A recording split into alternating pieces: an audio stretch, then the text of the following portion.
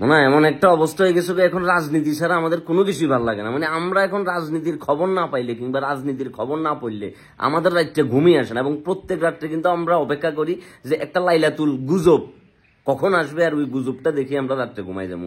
চা দোকানদার, তারপর হয়েছে আপনার রিক্সাওয়ালা মামা, তারপর হয়েছে আপনার শ্রমিক মামা, মাছ ব্যবসায়ী মামা, কাপড় ব্যবসায়ী মামা, ছাত্র জনতা, সাধারণ ম্যাঙ্গো পিপল থেকে শুরু করি এমন কেউ বাদ নাই যারা এখন রাজনীতি চর্চাতে ব্যস্ত নাই।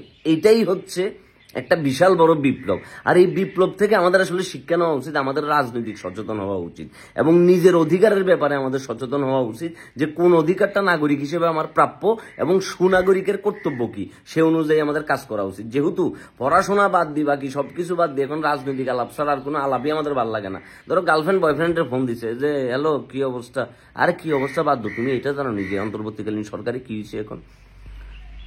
বন্ধুরে ফোন দিচ্ছে কিরে দোস্ত কই আছো, যে বাড়িবি না, আরে বেটা বাড়িমো পরে বেটা, তুই আগে এই খবর এটা শুনছিস নি আজকে যে অমুক জায়গায় কি অমুক গুজব এটা ছড়াই গেছে।